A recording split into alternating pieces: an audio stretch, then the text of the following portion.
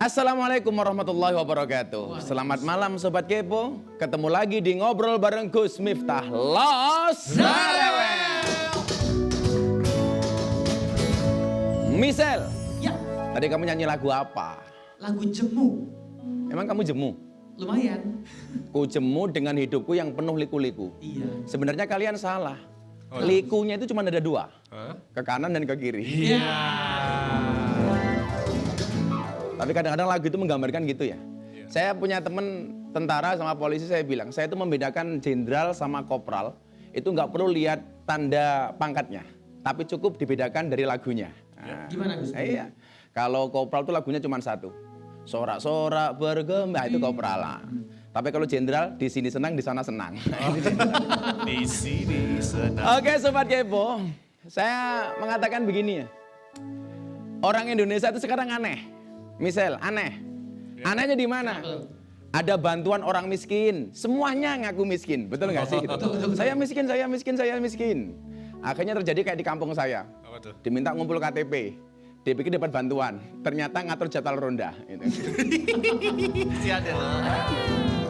Ada bantuan untuk orang miskin, semuanya ngaku miskin. Nah, ada lagi bantuan untuk UMKM. Ya. Semuanya ngaku pengusaha kecil, iya kan? betul. Ada bantuan miskin ngaku miskin, ada bantuan UMKM ngaku pengusaha kecil. Maka besok saya mau usul sama Pak Jokowi. Apa tuh Gus? Bantuan untuk orang gila. Iya.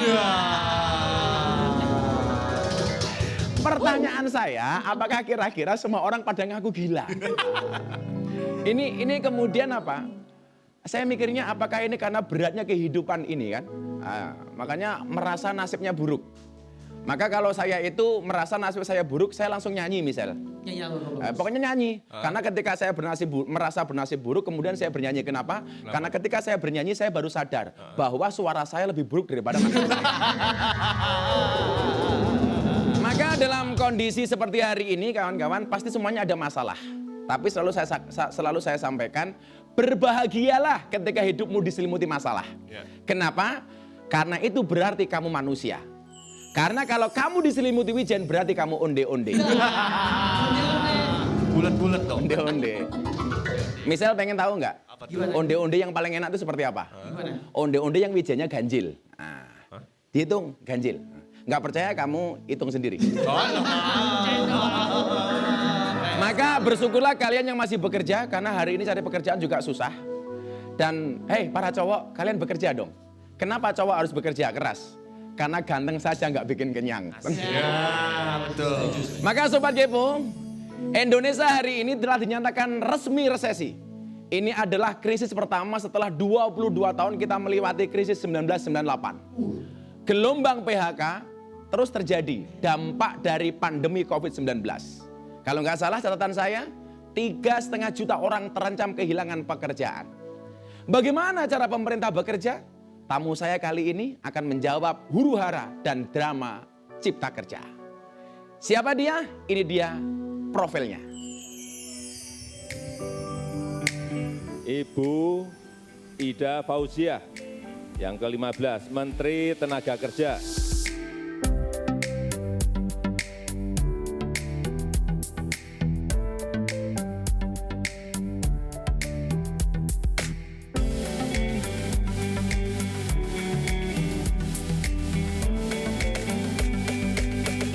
Perjalanan di luar rumah tidak ada air, maka gunakan hand sanitizer. Terus ini masker yang akan melakukan penyemprotan.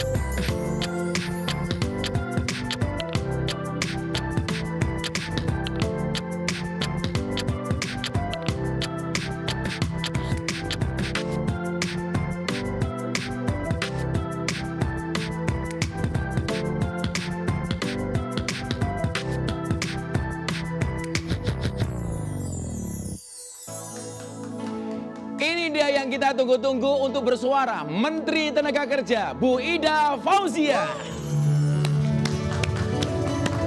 Waalaikumsalam Bu Menteri. Waalaikumsalam. Monggo Gus. Minara. Nggih. Terima kasih atas hadirnya di acara saya di Ngobrol Bareng Gus Miftah. Apa itu, Nduk? Ini ada minuman buat ibu. Oh. Minuman wajib untuk ibu, Buat ibu rebusan ya? jahe dan serai Oh. namanya. Oke. Nadia tahu bedanya minumannya sama kamu? Apa tuh, Bah? Kalau Nadia ini, kalau minuman ini mengandung vitamin. Ya. Kalau kamu mengandung anak kita.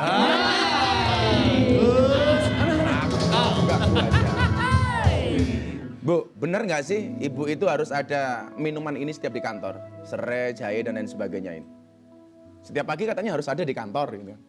Kok tahu sih Gus? Ya kan kita cari-cari.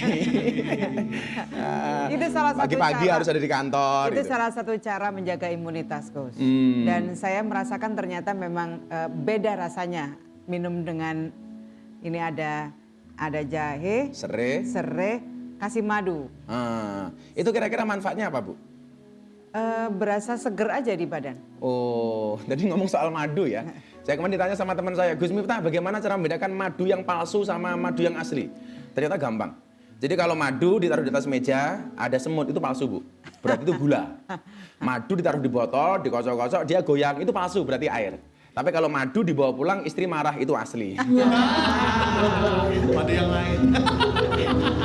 Bu, selain minuman ini biasanya rutinitas yang apalagi yang biasa dilakukan di kantor begitu masuk gitu? Di kantor kalau udah masuk kantor pasti ada minuman itu. Mm-mm. Yang berikutnya ya bekerja seperti biasa. Seperti biasa ya.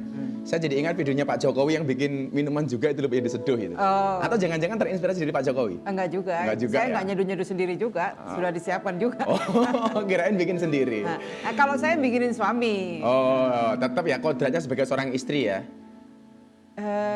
Kodrat bukan Gus. Kodrat. Membikinkan minuman itu kodrat bukan? Bukan Iya, dong. iya kan Gus. bagian dari kerja seorang istri, Bu. Pengabdian kepada suami.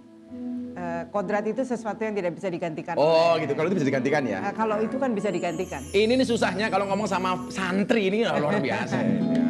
Yang nggak bisa digantikan itu Ah, hamil, menyusui, itu Menyusui. tidak bisa digantikan. Oh, Kalau oke. bikin minuman itu masih bisa digantikan orang. karena bukan kodrat. istri yang baik itu kan kata Rasulullah, bila diperintah dia taat. Lah khusus pemirsa di rumah saya kasih tahu, istri yang baik itu adalah suami belum minta, istri sudah nawarin. Wah, itu keren. Kebetulan ibu ini ada di acara saya di Ngobrol Bareng Gus Miftah. Gus Miftah mau nanya-nanya ini, Bu, soal PHK. Kalau anak-anak band itu PHP itu. Iya. Kenapa? Perjaka hampir punah. Ya, Dampak pandemi ini kan sangat luar biasa, Bu. Bahkan sampai bulan Juli sudah ada 3,5 juta orang di PHK. Apakah jumlah ini akan terus bertambah? Mudah-mudahan tidak. Ah. Karena pemerintah melakukan banyak langkah agar PHK tidak semakin meluas. Dan saya sudah minta ke beberapa perusahaan, PHK itu adalah menjadi pilihan terakhir. Dan kalau lihat data yang ada di Kementerian Ketenagakerjaan, dari 2,1 juta yang terdampak pandemi COVID-19, mereka yang by name by address dan rata-rata pekerja formal, itu memang terbanyak mereka adalah dirumahkan, bukan di PHK. Bukan di PHK ya? Bukan di PHK. Jadi Karena tolong memang- dibedakan antara dirumahkan dengan di PHK. Betul, ya. Rata-rata mereka ini adalah dirumahkan. Sekitar 20-25% yang di PHK. Jadi kebanyakan teman-teman dalam masa pandemi adalah mereka yang dirumahkan.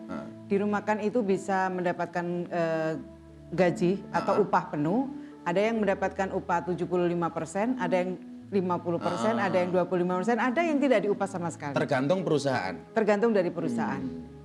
Jadi ini yang barangkali orang salah paham, dirumahkan kok seperti di PHK, padahal beda antara dirumahkan dengan Iya. di PHK. Ah. Ini kan jutaan orang dalam usia produktif atau milenial mengalami PHK, Bu. Di Ketenagakerjaan Termen 1 dan 2 juga sudah disalurkan. Bagaimana evaluasinya soal BLT? Oh, BLT. Dalam kondisi banyak teman-teman yang mengalami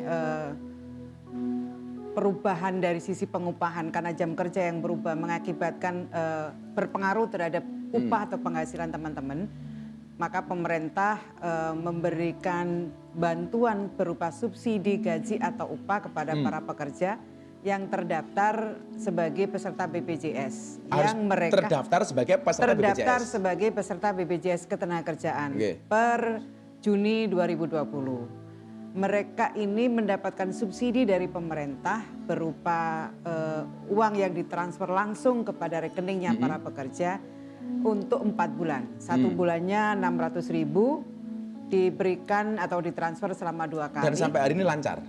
Lancar. Luar Nah, biasa. ada yang dari 12,4 juta, ada sekitar 150-an ribu yang belum menerima. Itu karena satu, diantaranya teman-teman itu tidak menyerahkan rekening yang aktif. Rekeningnya tidak valid. Nama yang ada di rekening dengan yang ada di nama dia yang ada di Rekening? BPJS Tenagakerjaan tidak sama. Jadi nama peserta BPJS Tenagakerjaan dengan nama rekening rekeningnya beda? tidak sama. Oh. Itu bisa jadi dia menyerahkan rekeningnya mertuanya, suaminya, anaknya, atau mungkin tetangganya, enggak kali ya. Oh. Pokoknya nggak sama Kak Gus. Nah, kalau yang seperti ini memang kami mengembalikan kepada BPJS agar BPJS mengembalikan kepada perusahaan dan meminta kepada pekerjanya untuk merapikan datanya ada. Oke, Sobat Kepo, setelah jeda iklan, saya mau tanya Ibu soal joki prakerja. Ini yang sekarang agak rame nih. Maka tetap di Ngobrol bareng Gus Miftah akan segera kembali setelah iklan berikut ini.